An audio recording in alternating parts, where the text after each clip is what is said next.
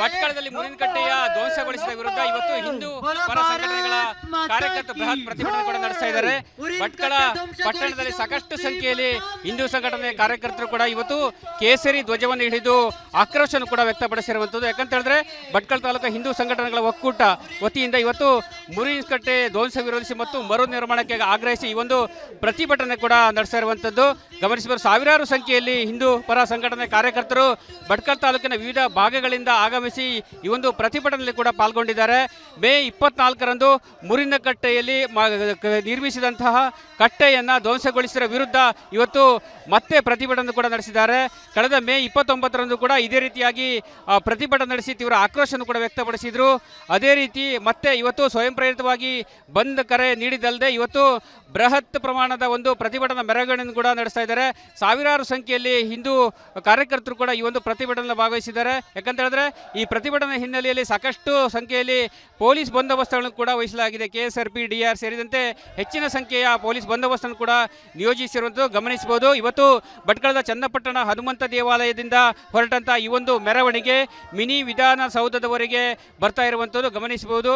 ಘೋಷಣೆಗಳನ್ನು ಕೂಡ ಕೂಗ್ತಾ ಇದ್ದಾರೆ. ಯಾಕಂತ ಹೇಳಿದ್ರೆ ಮುರಿನಕಟ್ಟೆಯನ್ನು ಕಟ್ಟೆ ಕಟ್ತೀವಿ ಎಂಬ ಘೋಷಣೆಗಳನ್ನು ಹಾಕಿದ್ದಾರೆ. ಅದೇ ರೀತಿ ಕಟ್ಟೆಯನ್ನು ಧ್ವಂಸಗೊಳಿಸಿದ ಮತಾಂಧರನ್ನು ಶಿಕ್ಷಿಸಬೇಕು, ಅವರ ಮೇಲೆ ಕ್ರಮಗಳನ್ನು ಕೈಗೊಳ್ಳಬೇಕೆಂಬ ಒತ್ತಾಯವನ್ನು ಇವತ್ತು ಈ ಒಂದು ಪ್ರತಿಭಟನೆಯಲ್ಲಿ ಪಾಲ್ಗೊಂಡಿದ್ದಾರೆ. ಒಟ್ಟಿನಲ್ಲಿ ಮುರಿನಕಟ್ಟೆಯ ಮರು ನಿರ್ಮಾಣಕ್ಕಾಗಿ ಆಗ್ರಹಿಸಿ ಈ ಒಂದು ಪ್ರತಿಭಟನೆ ಕೂಡ ನಡೀತಾ ಇದೆ ಗಮನಿಸಬಹುದು. ಸಾಕಷ್ಟು ಸಂಖ್ಯೆಯಲ್ಲಿ ಇವತ್ತು ಪ್ರತಿಭಟನಾಕಾರರು ಭಾಗವಹಿಸಿದ್ದಾರೆ, ಮಹಿಳೆಯರು ಕೂಡ ಭಾಗವಹಿಸಿದ್ದಾರೆ. ಭಟ್ಕಳದ ವಿವಿಧ ಗ್ರಾಮೀಣ ಪ್ರದೇಶಗಳಿಂದ ಸಾಕಷ್ಟು ಸಂಖ್ಯೆಯಲ್ಲಿ ಹಿಂದೂ ಪರ ಕಾರ್ಯಕರ್ತರು ಕೂಡ ಭಾಗವಹಿಸಿದ್ದಾರೆ.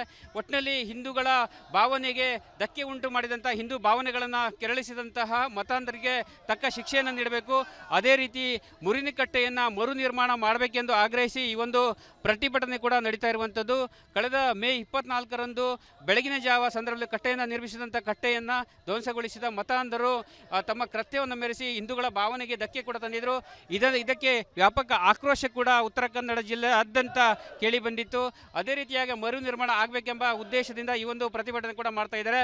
ಈ ಮಧ್ಯೆ ಜಿಲ್ಲಾಡಳಿತ ಕೂಡ ಉಭಯ ಕೋಮಿನ ಮುಖಂಡರನ್ನು ಕೂಡ ಇವತ್ತು ಮಾತುಕತೆ ನಡೆಸುವ ಮೂಲಕ ಮುರಿನಕಟ್ಟೆಯ ಮರು ನಿರ್ಮಾಣ ಈ ಹಿಂದೆ ಇರುವಂತಹ ಸ್ಥಳದಲ್ಲಿ ಮರು ನಿರ್ಮಾಣ ಮಾಡೋದರ ಬಗ್ಗೆ ಹೇಳಿಕೆಯನ್ನು ಕೂಡ ನೀಡಿದೆ. ಅದರಂತೆ ಸ್ವಯಂ ಪ್ರೇರಿತ ಬಂದ್ ಕರೆಗೆ ಇವತ್ತು ಈ ಒಂದು ಪ್ರತಿಭಟನೆ ಕೂಡ ನಡೀತಾ ಇದೆ. ಒಟ್ಟಿನಲ್ಲಿ ಮುರಿನಕಟ್ಟೆ ಮರು ನಿರ್ಮಾಣ ಆಗುವವರೆಗೂ ಇವತ್ತು ತಮ್ಮ ಹೋರಾಟ ನಿಲ್ಲದು.